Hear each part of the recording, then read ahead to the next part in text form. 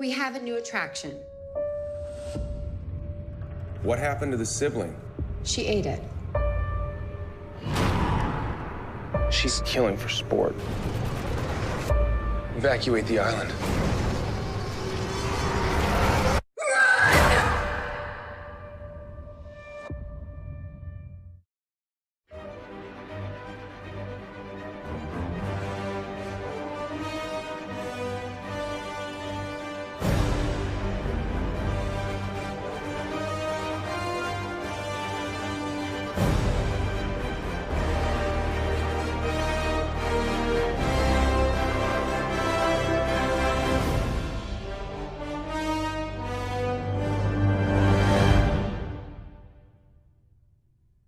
What's up, guys? Welcome to an episode of Science Sucks, but Psychology's okay, I guess. Today we'll be talking about stress and coping. Let's get started. So what is stress? Well, by definition, stress is anything that can cause tension, physical or psychological, and that requires change or adaptation. Alright, let's take a quick history lesson. Hans Selye, I think we all know who that is, pioneered the field of stress research in the 1920s. He focused on the physical influence that stress had on people, and later other scientists came and took that to a whole other level. They focused more on the psychological influences that stress can have on people. Researchers have since learned that there are common elements to situations that elevate stress hormones in everyone. So what causes stress, you ask? Change, hassle, pressure, and frustration. Most commonly, conflict. And what is conflict? Conflict sucks. No one likes it.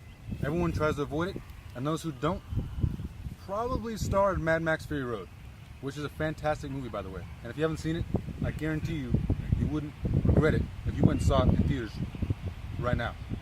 Just kidding. But seriously, conflict arises when two or more goals or opportunities, etc., clash. Kurt Lewin, a B-lister according to Mr. Burns, defined the dimensions of conflict according to the values of approach and avoidance. Now let's look at some examples of these conflicts in action. Alright, our first conflict, approach, deals with a simultaneous attraction to appealing possibilities.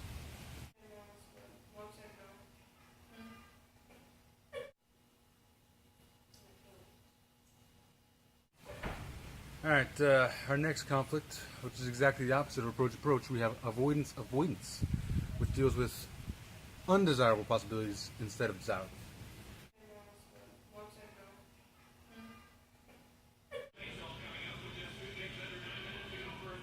Alright, so unlike our last ones, approach, and avoidance, our next conflict is called approach avoidance, which deals with a single goal that has both an unattractive aspect to it and an attractive aspect to it. Man, dude, the Cheetos look really good, but kind of considering eating them. But they also have 250 milligrams of sodium and 13 grams of total carbohydrates per serving, and there are 9 servings in here, so I'm kind of thinking about whether or not I should eat these. So let's take a step back real quick and look at the top 5 leading causes of stress. So we got death of a loved one, divorce, moving, serious illness, and last but definitely not least, job loss. When we return, we'll discuss and go into detail about how we cope with stress in our everyday lives. Don't go anywhere. We know what you want. Healthy, natural food that still tastes great. And we're here to tell you, it doesn't exist. Healthy food is for suckers. It tastes like garbage, and if you say you like it, you're a chump and a liar. Be honest, this is what you want to eat. The Paunch Burger Dinner for Breakfast Burger Combo. It tastes amazing. What's in it? Who cares? How many calories? Shut up. It's awesome. Put it in your body or you're a nerd. Welcome back to the show. You're watching Science Sucks, but Psychology's okay, I guess, with Josh and Jess.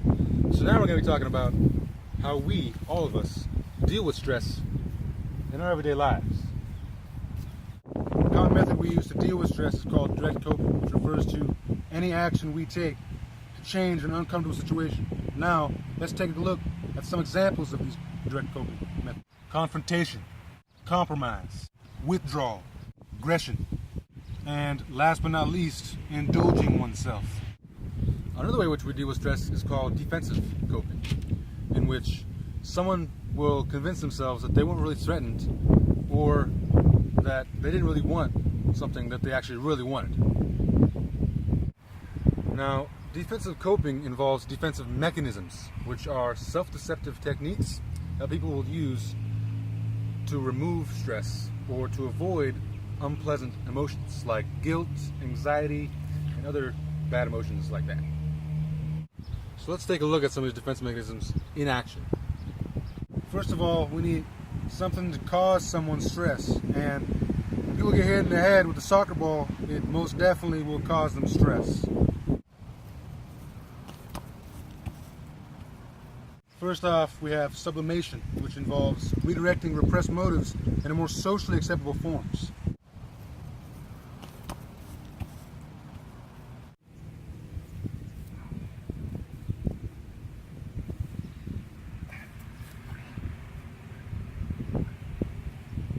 Next, we have reaction formation, which involves behaving in a way that is exactly opposite of what we truly feel.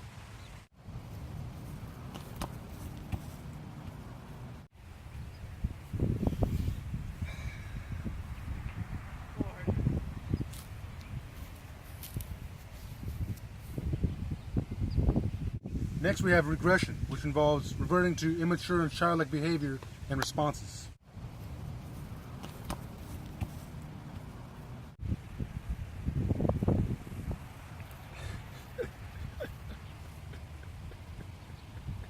Next, we have projection, which involves projecting our unacceptable feelings onto others. Man, I was really counting on those Boston Red Sox to come out with a strong victory today, man. Oh, dude, that sucks, man. You alright? Hey, man, why you gotta be so angry about that, man? Why you gotta be so angry about it? Next, we have repression, which involves forgetting something solely based on the fact that we don't really remember it. So, also known as motivated forgetting. Hey, man. You remember getting hit with a ball earlier or something? Or no, definitely not. I don't remember anything like that. Next, we have rationalization, which involves creating false but plausible excuses to justify unacceptable behavior.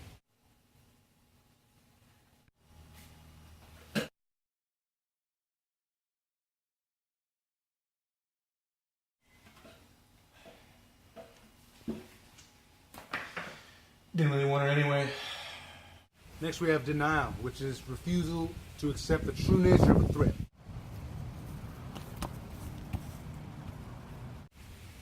Dude, I just got with the ball, man. Are you, dude, what's wrong, man? What's the matter, man? Are you angry or something? Dude, I'm not angry, man. I'm not angry. Next, we have displacement, which involves redirecting unacceptable impulses onto less threatening substitutes.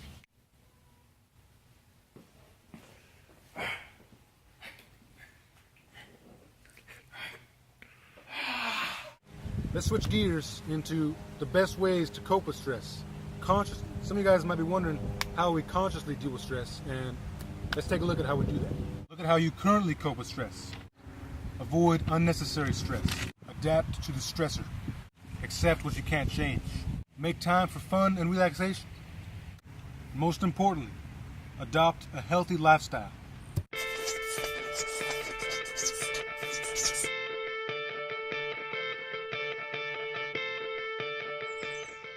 Watch this. One little piece of paper can have a remarkable effect. Stress is stressful. But if you understand a bit about what it is, you'll be better able to deal with it. First though, take a few deep breaths. In fact, do that anytime you feel stressed. It helps. Stress is a survival mechanism. When danger appears, it can get you out of trouble quickly. Your body crashes up the gears and throws all its resources into getting you moving. Your heart pumps furiously to increase blood pressure, glucose is sent to the muscles as a fuel injection, and you become totally focused on what psychologists call fight or flight. thing is, this emergency state is only meant to last just long enough to get you out of danger. But here in the 21st century, we stress about different things, and for much, much longer. Your brain and body stay on red alert, and you'll be less able to think clearly, learn, or remember things. Take a few more deep breaths, because as you now know, stress is a physical reaction, and deep breathing helps to counteract its effects. So, what else can you do? Okay, top tips to reduce stress. First, get plenty of exercise. Let out all that locked up energy. Now, back to the problem. Get in control. Scope out the situation and how you're going to tackle it. Don't stress alone. Talk to someone. Socialize. And have a laugh. You can't laugh and quake with fear at the same time. Get down with nature on a big or small scale. And if your mind won't stop worrying, give it something else to do instead.